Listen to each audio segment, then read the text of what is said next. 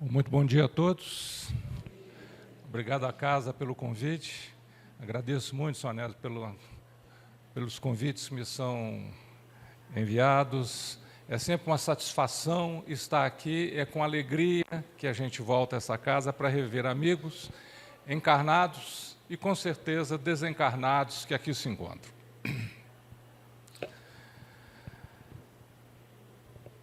Nós somos responsabilidade de um arcanjo. Somos um contingente de quase 30 bilhões de espíritos, de quem ele cuida com muito carinho, com muito cuidado. Ele está responsabilizado por isso pelo Pai há mais de 4,5 bilhões de anos, desde quando ele foi montar o cenário da vida nesse planeta que nos absorve e que serve de residência para nós. Seja o planeta em si ou o seu entorno, onde ficamos quando estamos na erraticidade, aguardando uma nova encarnação. E nós estamos falando de um espírito que atingiu o topo da evolução que um espírito humano pode atingir. Um espírito como esse é um espírito que aproveita absolutamente todas as oportunidades da melhor maneira possível. E ele adotou de forma muito caridosa um procedimento que foi estar aqui encarnado conosco por cerca de 30 e poucos anos, onde ele nos mostrou como é que nós deveríamos viver. Viver neste ou em qualquer outro mundo. Cada uma das suas passagens, uma simples palavra, uma frase, um acontecimento, é sempre algo que nós devemos prestar muita atenção. Tenho certeza absoluta que ainda passaremos séculos analisando a passagem de Jesus e absorvendo novos ensinamentos, por se tratar de um espírito que atingiu a evolução integral e que prima da intimidade com o Pai Celestial. Portanto, aquilo que ele faz é a vontade do Pai. Aquilo que ensina nada mais é do que a verdade que está estabelecida nas leis que foram montadas pelo Pai Celestial. Hoje nós vamos falar de uma passagem muito interessante, uma passagem em que Jesus faz uma cura instantânea, e ele faz isso exatamente num dia de sábado. Daqui a pouquinho nós vamos explicar por que isso tem uma importância especial. Então estamos chamando essa nossa fala de hoje de toma o teu leito e anda, porque é isso que Jesus fala com o paralítico. Aquilo que nós vamos falar está baseado em algumas fontes. O Novo Testamento, sem dúvida, onde nós vamos encontrar as palavras de Jesus, a Gênese, Céu e Inferno, de Allan Kardec, o livro A Vida Diária dos Tempos de Jesus, do Henri Daniel Hopes, que já está desencarnado, mas foi um autor francês que escreveu muita coisa sobre os aspectos históricos da vida lá na Judéia, na Galileia e em outros lugares. Então é um livro bastante interessante. E o livro Evangelho por Emmanuel, na verdade é uma coletânea, maravilhosa, produzida pelo Saulo Silva. Nós estaremos utilizando aqui palavras de Emmanuel do volume de número 4. Então, como vocês podem ver, nós estamos em ótima companhia, tá certo? Pelas fontes que nós estamos aqui utilizando. Então, vamos lá. Nós vamos utilizar os relatos que estão feitos pelo evangelista João, no capítulo de número 5, nos versículos de 1 a 17. Nós vamos devagarzinho, pegando trechos dos versículos e tentando depois compreender esta situação sob o ponto de vista da doutrina espírita. Lembrando que, como Jesus prometeu, o Consolador viria para relembrar coisas que Jesus havia ensinado e também para mostrar coisas que naquela época nós ainda não teríamos condições de entender. Então é sempre muito interessante a gente fazer essa análise do cristianismo com base naquilo que o Espiritismo, com as chaves que o Espiritismo nos oferece para nós abrirmos essas portas maravilhosas, né? Então vamos lá. Vamos pegar os 4 primeiros versículos. Depois disso, tendo chegado à festa dos judeus, Jesus foi a Jerusalém. Os judeus tinham várias festas, né? E eles tinham festas importantes onde eles se reuniam em Jerusalém para essas comemorações. Ora, havia em Jerusalém a piscina das ovelhas, que se chama em hebreu Betesda, a qual tinha 5 galerias. Vamos guardar esse número, 5 galerias, porque tem uma curiosidade histórica interessante. Onde em grande número se achavam deitados doentes, cegos, coxos, e os que tinham ressecados os membros, todos à espera de que as águas fossem agitadas. Eles ficavam ao lado desta piscina, ou desse açude, alguma coisa que estava ali, né? E eles imaginavam o seguinte: quando a água se movimentasse, havia ali poder curativo, e o primeiro que entrasse na água obteria a cura. Porque o anjo do Senhor, em certa época, descia àquela piscina e lhe movimentava a água. E aquele que fosse o primeiro a entrar nela, depois de ter sido movimentada a água, ficava curado, qualquer que fosse a sua doença. Então, essa era a crença entre os hebreus. Eles imaginavam que naquela piscina, na entrada da cidade de Jerusalém, né, essa piscina que se chamava Betesda, ou Piscina das Ovelhas, que ali um anjo do Senhor vinha, movimentava as águas e dava a elas a qualidade curativa. O primeiro que entrasse na água curava dos seus problemas. E veja, nós temos os problemas aqui relatados por João, os mais variados. Cegos, coxos, aqueles que estavam doentes de uma maneira geral e aqueles que tinham seus membros ressecados. Todos esses ansiavam pela cura. Esta era uma porta bastante procurada em função dessa capacidade de ser curado, né? É interessante, o que significa Betesda? Betesda significa casa da misericórdia ou casa da graça. Então, aqueles que chegavam ali estavam exatamente buscando a graça, ou buscando serem beneficiados pela misericórdia de Deus, né? Esse tanque ficava próximo à chamada Porta das Ovelhas e ele foi descoberto, tá certo? Ele foi descoberto em escavações feitas no século XX.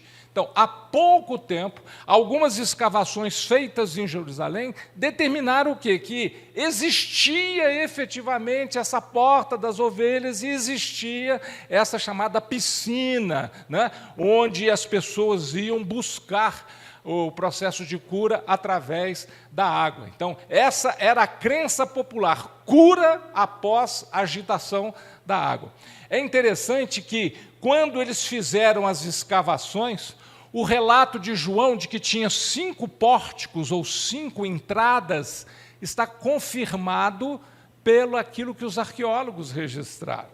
Exatamente eram 5 as portas principais nessa região, junto a Betesda, né? Então, é um dado curioso. Kardec, no livro A Gênese, faz um comentário de que havia eventuais propriedades curativas naquela água, né? Naquelas águas. Independente do que for, nós sabemos que a água tem propriedades fundamentais. O próprio Cristo começou a demonstrar o seu poder como? Transformando água em vinho. Então, a água é um elemento que é magnetizável facilmente por aqueles que já detêm conhecimento, né? E têm um certo poder moral, como é o caso de Jesus. Então, é possível transformar as propriedades da água com a ação do próprio pensamento. Kardec faz algumas observações a esse respeito. Bom, vamos continuar nos relatos de João, são relatos muito interessantes. Vamos agora nos versículos de 5 a 13. Ora, estava lá um homem que se achava doente havia 38 anos. Preste atenção, não é pouca coisa.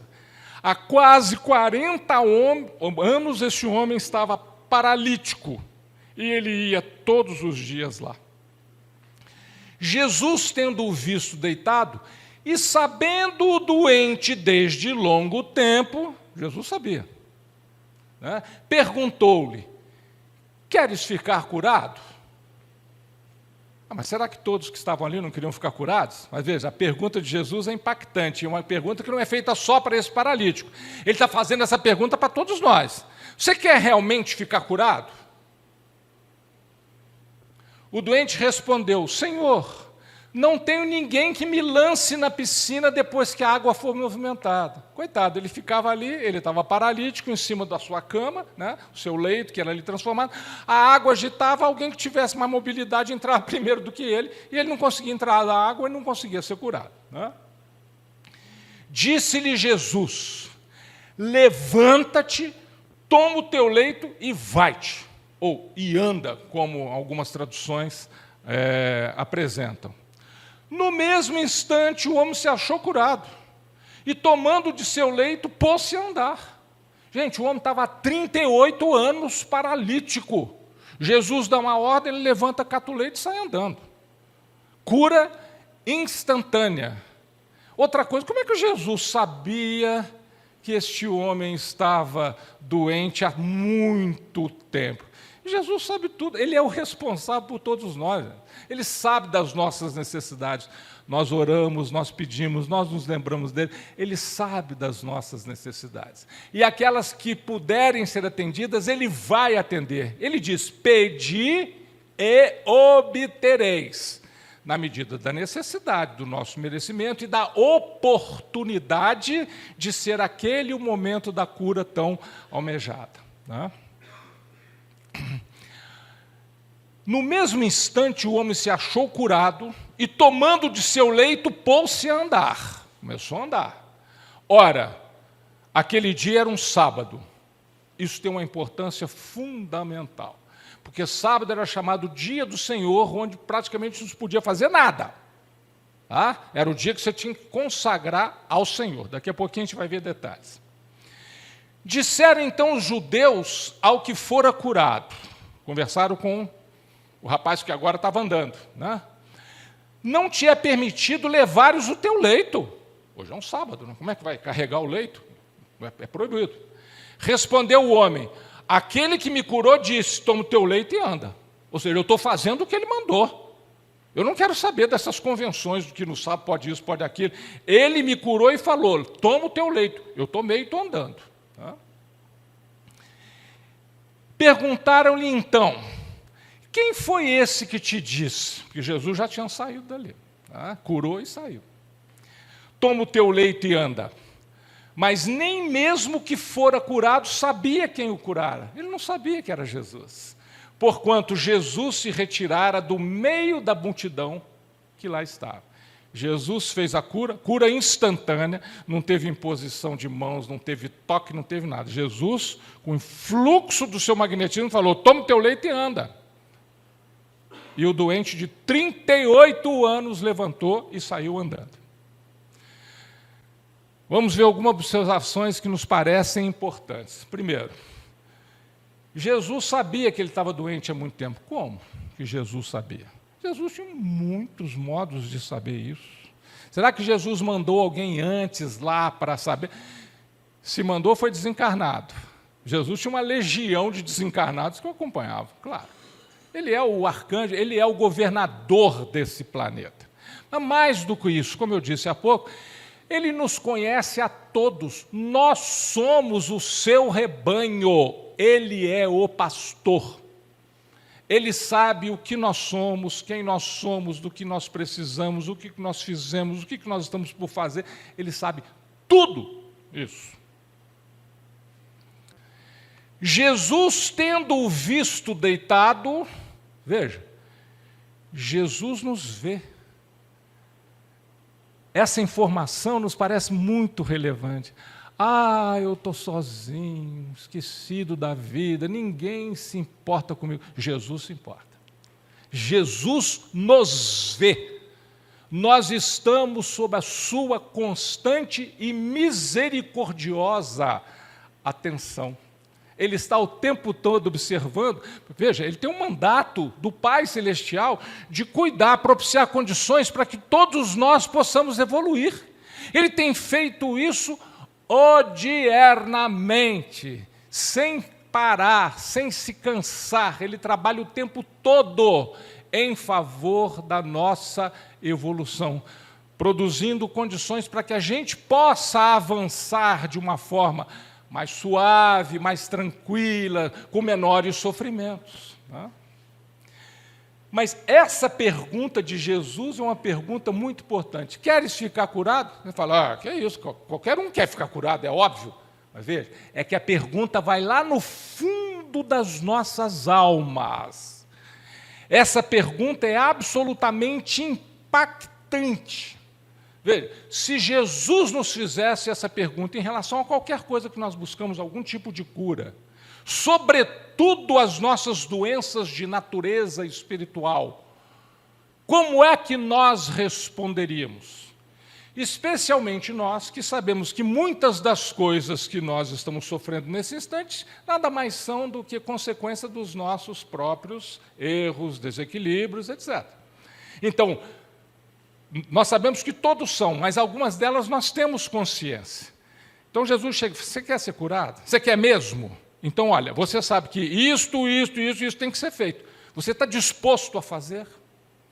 Né? Então, é uma pergunta que deve ficar ressoando em nossas mentes.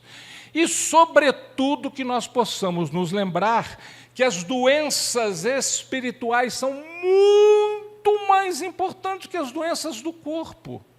Porque as doenças do corpo, claro, a gente deve procurar tratar, a gente deve procurar organizar tudo. Né? Eu costumo falar com alguns amigos, né, nas idades em que a gente se encontra, aqueles que são mais ou menos da mesma idade que eu falo, olha, se acordou uma dor só, normal. 2 dores, vá ao médico.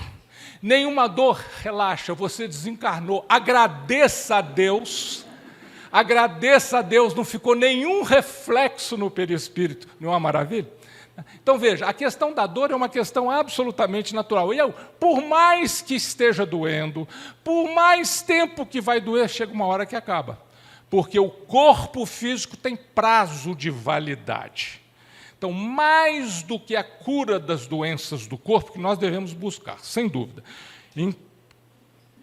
Quanto mais as condições do corpo forem boas, melhor para nós, porque nós poderemos aproveitar melhor a encarnação. Mas por que estamos encarnados? Para que nós possamos principalmente curar as nossas doenças espirituais, para que nós possamos nos melhorar moralmente. Nós temos um compromisso com o Cristo, nós recebemos a encarnação, nós precisamos sair pela porta do túmulo melhor do que nós entramos pela maternidade.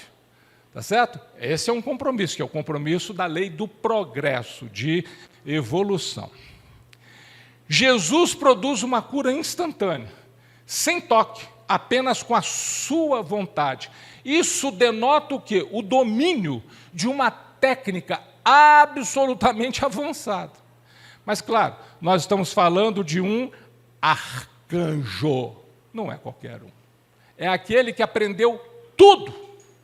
Não só ele desenvolveu todas as suas qualidades morais, mas também toda a ciência das coisas.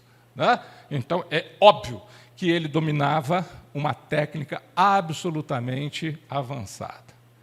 Agora, isso acontece num sábado. Sábado é um negócio muito importante para os judeus. Eu estava lendo que há 47 referências ao sábado nos evangelhos. Jesus fez várias curas no sábado. Em determinado instante ele falou, gente, o sábado foi feito para o homem, não o homem para o sábado. Ou seja, procurando nos desligar dessas convenções, preconceitos, etc., que nos atravancam, que atrapalham o nosso progresso. Lá na Gênese, Kardec dá uma aula a respeito de cura. Vamos relembrar um pouquinho alguns tópicos, só para a gente refrescar a memória com base nos ensinamentos do Consolador Prometido. O fluido universal é elemento primitivo do corpo carnal e do perispírito. Tudo que existir em termos materiais vem do fluido universal. Essa mesa, esse computador, esse piso, nossos corpos, tudo vem do fluido universal. Esse fluido condensado no perispírito, porque o nosso perispírito também é matéria, num estado de formação e densidade diferente do nosso corpo físico, mas também é matéria. Tanto é que a gente fala assim, nossa, eu vi o espírito. Provavelmente você viu o perispírito. Provavelmente você não viu o espírito, você viu o perispírito que ele utiliza, né? Este fluido condensado no perispírito pode fornecer princípios reparadores ao corpo. Então, com o pensamento, ou quando nós entramos na cabine de passes, né, nós recebemos fluidos reparadores. Quando nós entramos numa cabine de passe, a equipe espiritual já analisou, já sabe das nossas necessidades. Eles trazem fluidos deste reservatório universal. Eles buscam elementos na própria natureza do nosso planeta, em florestas virgens, em águas puras, etc. E mais, eles combinam com fluidos que estão alojados ali nos próprios médiuns na cabine. Eles misturam tudo isso e, segundo nos ensina Kardec no Livro dos Médiuns, dão aos fluidos qualidade e direção, né? Então, eles estabelecem a proporção adequada e dirigem para o órgão ou para o centro de força que nós mais necessitamos naquele instante. O espírito encarnado ou o desencarnado é o agente propulsor que infiltra num corpo deteriorado, ou seja, num corpo que está doente, uma parte da substância do seu envoltório fluídico, mandando coisa boa onde algo está desequilibrado, né? Como é que a cura se opera? Mediante a substituição de uma molécula doente por uma molécula sã. Isso pode ser feito. Isso muitas vezes é feito, né? Jesus mostrou o quê? O verdadeiro poder. Quem que é o grande poderoso, o grande curador? É aquele que faz o bem. Quem faz o bem é quem tem ligações efetivas com um poder maior, que provém do Pai Celestial, né? Ou seja, daqueles que aliviam sofrimentos. Não houve magnetização nem imposição de mãos, houve uma irradiação fluídica normal. Jesus, veja, a qualidade dos fluidos que ele operava, qualquer uma, de qualquer lugar do universo, se ele quisesse buscar. Ele pegou aquilo e simplesmente lançou sobre aquele homem e ele ficou absolutamente curado, né? É uma cura instantânea, como muitas outras que ele fez. Por exemplo, como naquele caso da mulher que sofria de uma hemorragia, parece que há 12 anos, ela falou, se eu tocar no mínimo a túnica de Jesus, eu vou ser curado. Uma fé maravilhosa, né? Jesus passa no meio da multidão, ela encosta em Jesus, Jesus fala, alguém me tocou. E ela fica imediatamente curada. 12 anos de hemorragia acabam naquele instante, né? A fé desta mulher atrai a condição da cura, mobiliza a recepção desses fluidos. É por isso que nós temos que entrar numa cabine de passes com muita fé.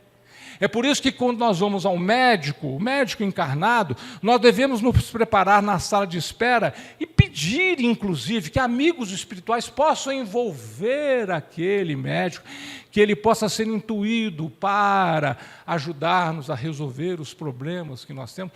Nós sabemos de tudo isso porque não usarmos essas ferramentas todas, precisamos utilizar todos esses recursos. Mas vamos voltar aos relatos de João, versículos de 14 a 17.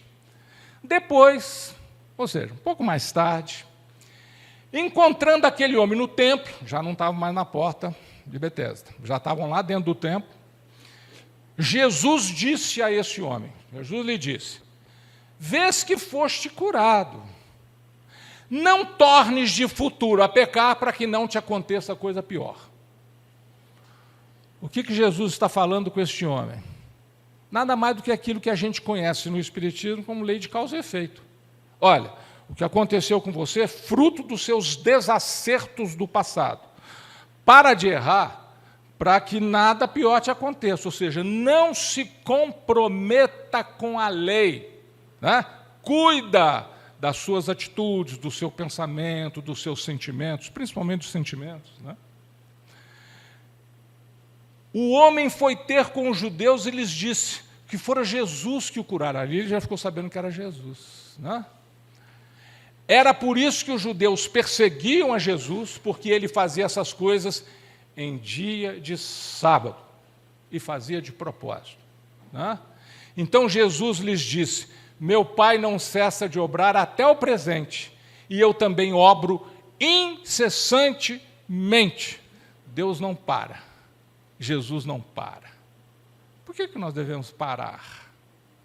Né? Eu preciso de algum descanso. Certamente, você precisa de algum descanso para o corpo. Né? Uma semana, é um ciclo interessante. Você trabalha uma semana, aí você tem um sábado, você dá uma tranquilizada, no domingo também, você tem inclusive mais tempo para você fazer reflexões, como estamos fazendo hoje, em conjunto. Tudo isso é importantíssimo.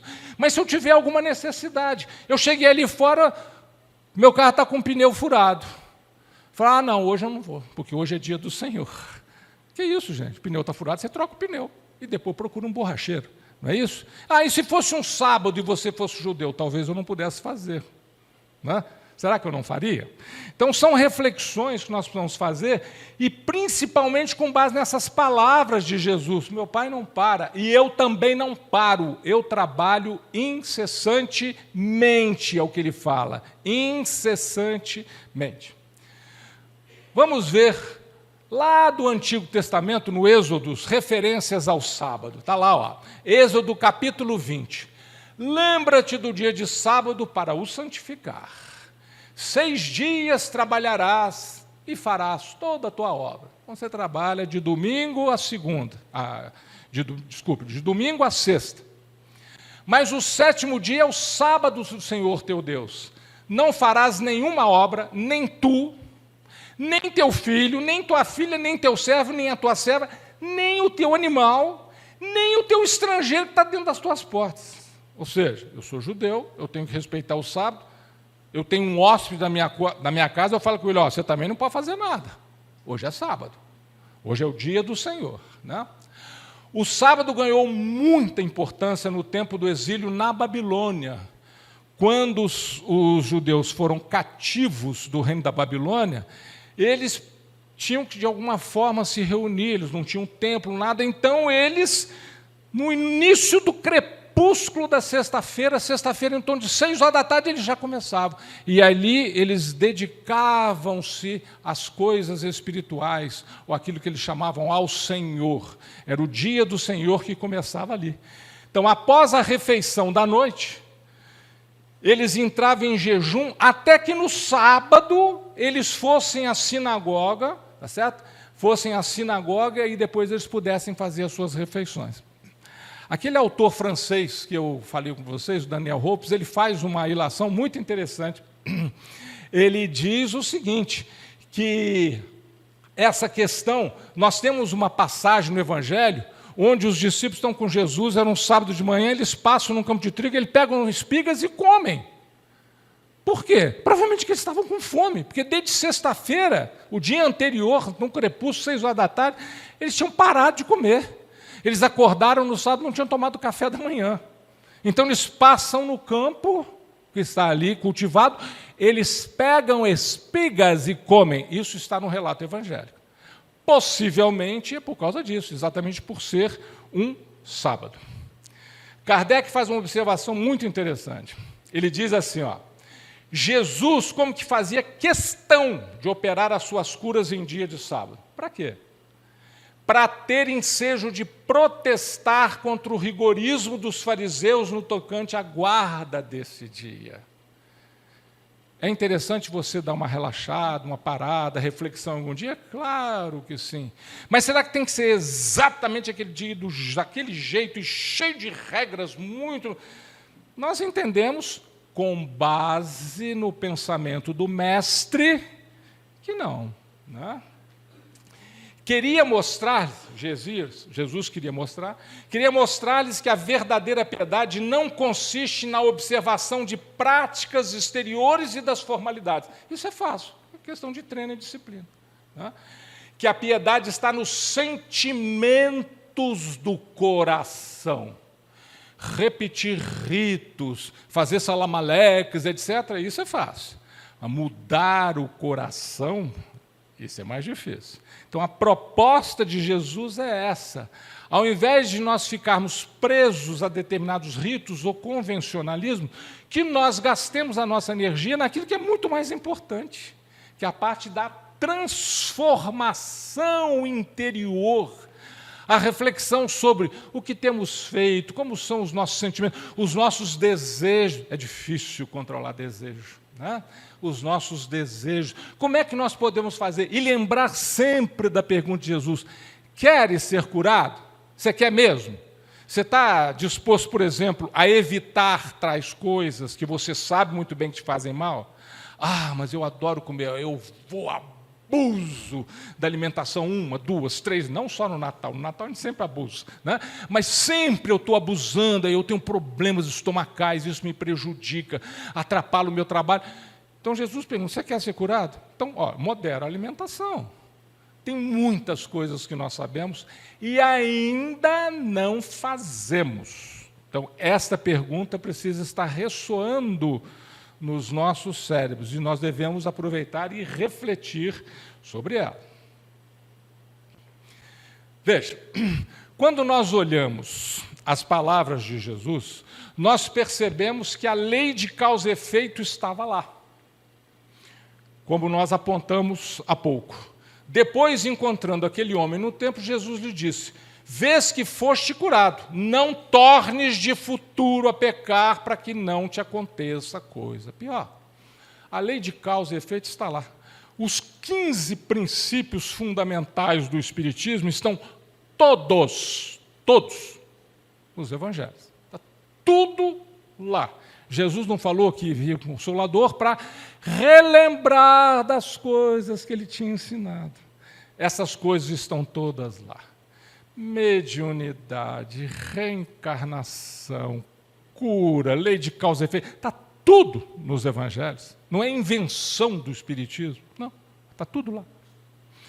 Veja, esse ensinamento em Jesus está em perfeita harmonia com aquilo que o Espiritismo nos ensina. Que em breves palavras nós poderíamos pensar assim: olha, o que é a lei de causa e efeito? É um princípio universal que afirma que toda ação gera uma consequência.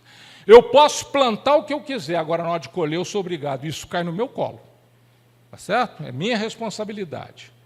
Não como uma punição divina, não é punição, mas como um mecanismo pedagógico para a evolução espiritual. Eu estou na estrada, tem um aviso de uma curva perigosa, limite de velocidade estabelecido no projeto dos engenheiros que cuidaram daquela estrada. Não passe de 80 por hora, a gente passa a 130, derrapa na curva, capota, vai lá embaixo e fala: ai, Deus me castigou. Não, Deus não te castigou, não. Você procurou. Porque você foi desatento, você não observou aquilo que você deveria ter observado, você não teve disciplina nenhuma, você mesmo procurou. Isso é lei de causa e efeito. Para quê? Para que a gente, da próxima vez, não faça a mesma coisa, né? Vamos torcer até para que, numa ocorrência como essa, a gente não desencarne, não perca a oportunidade da encarnação numa situação tão desequilibrada, né? A observação viva dessa lei é um mecanismo altamente eficaz, por exemplo, nos processos de desobsessão.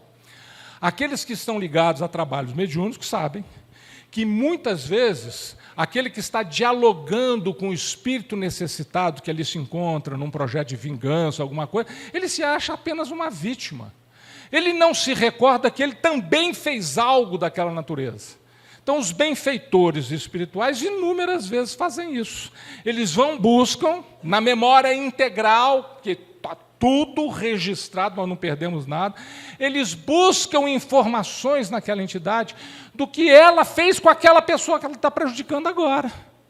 Ah, mas eu não fiz, não sou eu. Aí você fala: meu amigo, não é um filme que está passando, é a sua vida que está sendo mostrada. Observe, é você mesmo. E a vida está te dando a oportunidade de você repensar todas essas atitudes.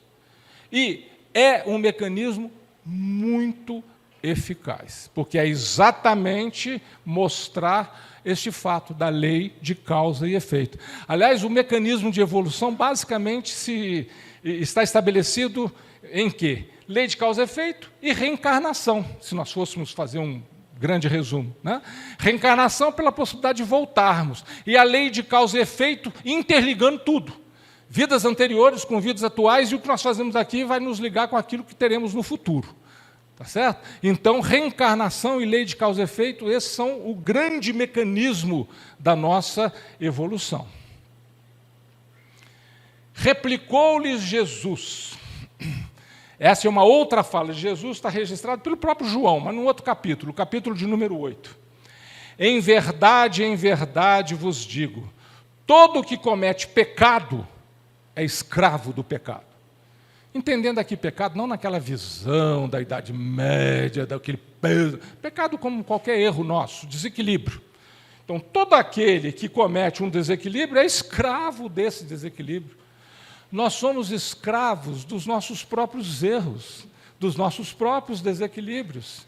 E a lei de causa e efeito vem cutucando e avisando, olha, muda o pensamento. Né? É aquela criança que chega perto, a mãe está na cozinha, mexendo na panela, a panela está quente no fogo. E a mãe fala, ó, sai de perto, aqui está quente. E o menino está chegando perto. Né? E o menino vai chegando, tem uma hora que ele encosta o dedinho, aí ele toma um tremendo susto. Lei de causa e efeito. Ele enfiou o dedo onde não devia, a regra estava apontada pela mãe, mas ele aprendeu que ele não deve fazer isso, porque dói. Então, de uma próxima vez, ele não vai fazer. Traduzindo de uma forma muito simples, e mais ou menos isso é o que a vida faz com a gente. Tá certo? Vai mostrando, olha, isso aqui, não. Né? Como dizia Paulo, eu tudo posso, mas nem tudo me convém. E a gente vai aprendendo que algumas coisas a gente não deve repetir, porque fazem mal. Lições do Espiritismo. Questão 964 do Livro dos Espíritos. Mas será necessário que Deus atente a cada um dos nossos atos para nos recompensar ou punir? Ah, passou acima da velocidade, vou derrubar o carrinho dele na curva. Será que é assim que funciona? Deus tem suas leis a regerem todas as vossas ações. Se as violais, vossa é a culpa. Culpa no sentido de responsabilidade. Tá? Ele traçou um limite. As enfermidades e muitas vezes a morte são a consequência dos excessos.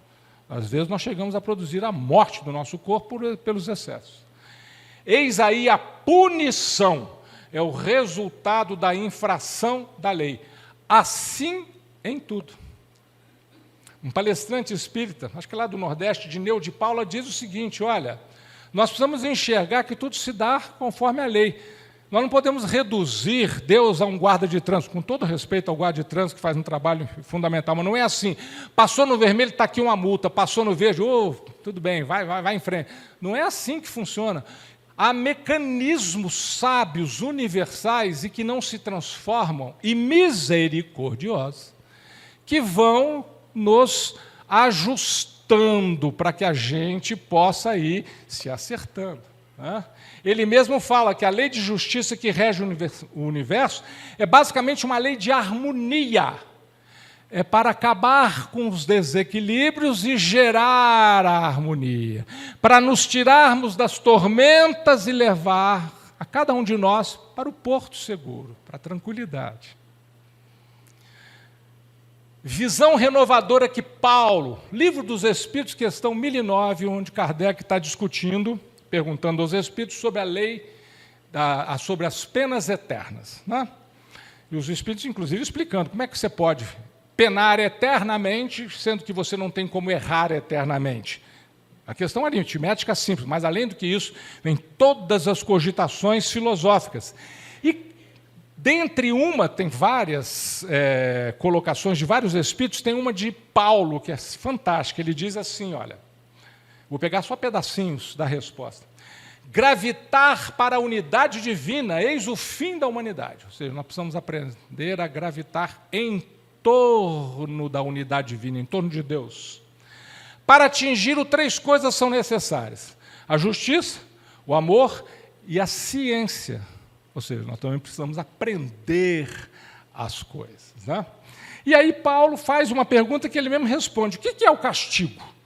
Ele fala, Deus está me castigando, eu estou sendo punido por Deus. O que é o castigo? a consequência natural derivada desse falso movimento. Ou seja, nós saímos da órbita, precisamos voltar para a órbita, precisamos voltar a gravitar em torno da unidade divina. O castigo nada mais é do que algo que vem desse falso movimento. Eu derrapei na curva, estou capotando, eu preciso voltar. Né? Preciso voltar a gravitar corretamente. Uma certa soma de dores necessária a desgostá-lo da sua deformidade espiritual. Nós precisamos nos acertar pela experimentação do sofrimento. Tem um outro jeito muito mais fácil, muito mais rápido da gente crescer, que é pelo amor. A gente fica buscando a dor e depois a gente reclama dela.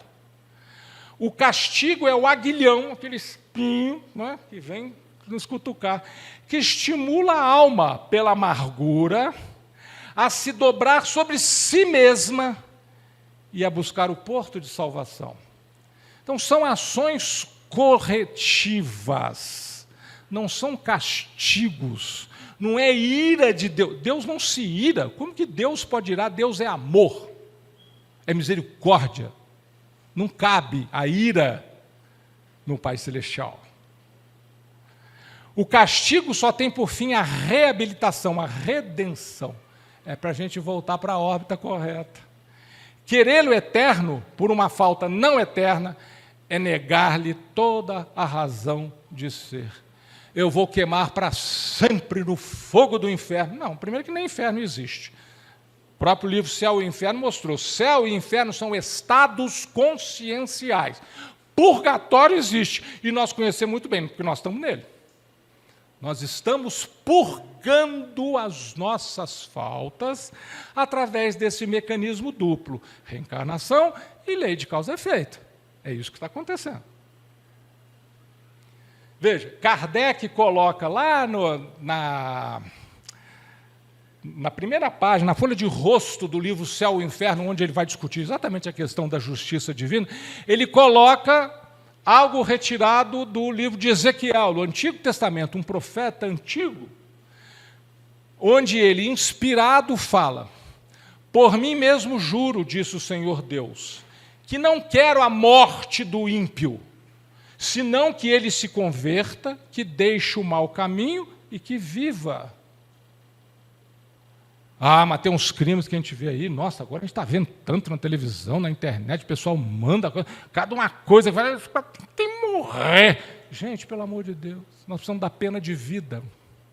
Nós precisamos da encarnação. Veja, o Pai Celestial quer o quê? A morte do ímpio? Ou a destruição daquele que está muito desequilibrado? Não, quer que se equilibre. O pior facínora, aquele que produz um mal terrível, morticínios, hecatombes, um dia vai ser arcanjo. Essa é a lei do progresso. Todos nós viemos simples, ignorantes. Aliás, começamos lá antes, passando pelo átomo, né? Até o arcanjo, tudo se encadeia no universo. É o que o Espírito Verdade nos ensina no livro dos Espíritos. Então, o que o Pai Celestial quer é que nós nos convertamos, ou seja, que nós nos equilibremos e que possamos acertar o caminho e nos equilibrar e entrar na vida plena, absorvendo e utilizando todos os recursos que a vida tem para nos oferecer, que são inúmeros, e nós devemos ser muito gratos por isso, muito gratos. Vamos ver algumas reflexões de Emmanuel. Emmanuel, esse grande comentador do Evangelho, né? Maravilhoso, somos tão gratos a Emmanuel. Emmanuel tem várias, não é uma, não são duas, várias lições onde ele trata desse tema da cura do paralítico. Né?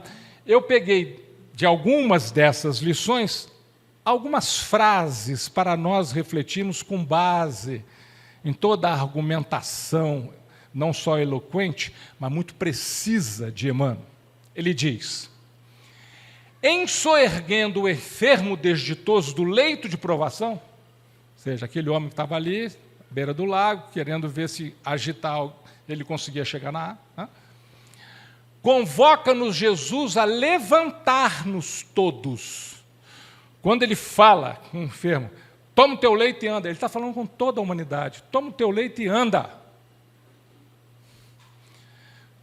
levantar-nos todos do quê? Do ninho de imperfeições em que nos comprazemos, de coração cansado e de mente corrompida. Veja, a sinceridade de Emmanuel é uma coisa maravilhosa para nós refletirmos. Está em perfeito acordo com aquilo que Jesus pergunta. Você quer ser curado?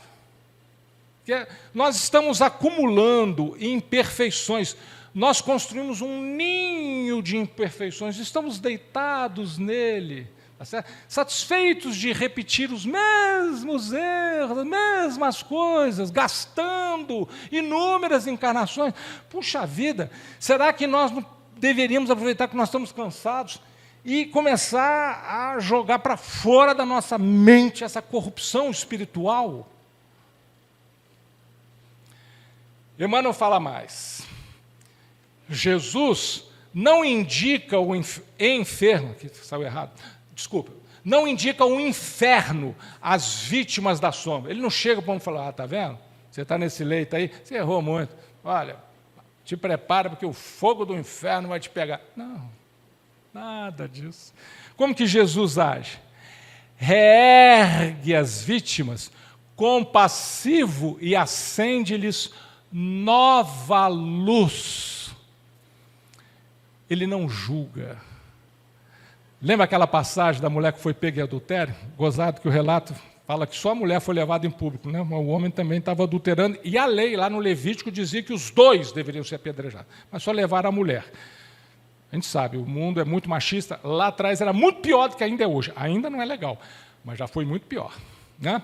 Jesus chega depois para ela e fala, mulher, depois que ele fala aquela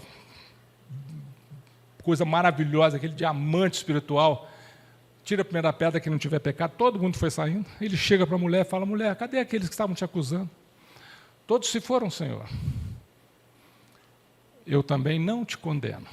Vai, não peques mais. Jesus não fala, passa a mão na cabeça dela e fala, vai, minha filha, continua nesse ninho de imperfeições, fica aí na boca. Não. Jesus fala, vai e renova a sua vida. Um pouquinho depois ele encontra com fariseus e o pessoal que ficava ali em torno deles, escribas, etc. Ele fala, vós julgais segundo a carne, eu a ninguém julgo. Jesus, arcanjo, responsável pela evolução de quase 30 bilhões de espíritos, ele falou que tinha mais rebanho, não é só aqui não, hein? Ele tem mais gente sob a responsabilidade dele. Ele a ninguém julga. Ele não é o nosso juiz, ele é o nosso irmão maior, que atingiu a evolução e está dando um suporte para que a gente possa chegar lá, né? É muito importante, diz Emmanuel, não combater é muito importante combater as moléstias do corpo, sem dúvida. Estamos com algum problema, graças a Deus temos a medicina está cada vez melhor, medicina, fisioterapeutas, professores de educação física, etc. Não, tem um monte de gente para nos ajudar, devemos buscar. Mas ninguém conseguirá eliminar efeitos quando as causas permanecem. Aquilo que nós estávamos falando, nossa, eu estou com uma dor no estômago e tal, aí você vai e procura o gastro. O gastro fala, como é que são os seus hábitos alimentares? Aí você conta, ele fala, nossa, você está abusando demais, né? Vamos fazer o seguinte, vamos ajustar isso. Ah, doutor, um remédio. Não, tudo bem, você vai tomar um remédio, tal, mas você também precisa ajustar a sua conduta. Aí a gente toma o remédio e não ajusta a conduta, fala, acho que aquele doutor era meio fraco, né? Porque continua na mesma. Você continua na mesma exatamente porque você mantém as mesmas causas. As causas permanecem. Se as causas permanecem, as consequências também permanecerão. É simples assim. Desejas a cura? Fala Emmanuel. Mas precisas tratar-se a ti mesmo, para que possas remediar ao teu corpo. Ou seja, em primeiro lugar, nós precisamos cuidar da alma, nós precisamos cuidar do nosso interior, né? Como dizia um poeta e músico mineiro já falecido, ele dizia, eu vou viajar para o interior do meu interior.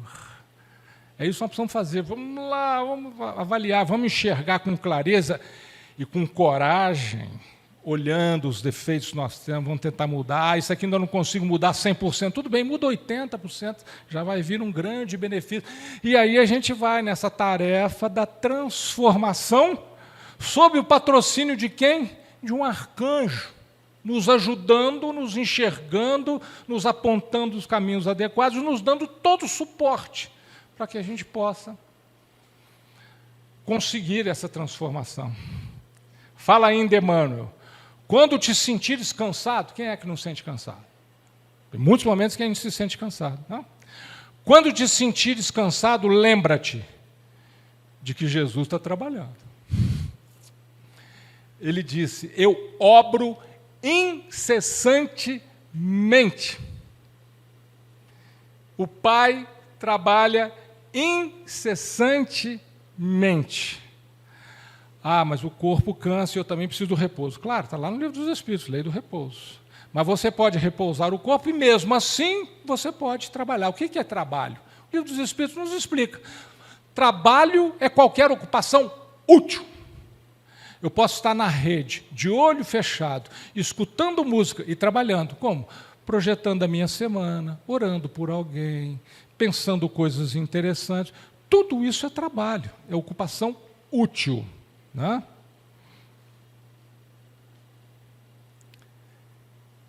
Com palavras finais, Jesus está registrado em Mateus, lá no finzinho do Evangelho de Mateus, segundo Mateus, né? E eis que estou convosco todos os dias, até a consumação da era. O mundo está constantemente em transformação. Dizem os Espíritos, e as evidências estão claras nas ocorrências do mundo, que estamos modificando, um ciclo se fecha, provas e expiações, para começar um novo ciclo, regeneração. Jesus está desde o início cuidando de todos nós. Até quando Ele ficará conosco? Até sempre. Até a consumação da era. Até que todas essas coisas aconteçam. Até que todos nós nos equilibremos. Então vamos agradecer a Ele por estar trabalhando constantemente. Vamos pedir a Ele, Senhor Jesus, esteja sempre conosco, mas sobretudo, nos ensine a estar sempre com o Senhor. Muito obrigado, um ótimo domingo a todos.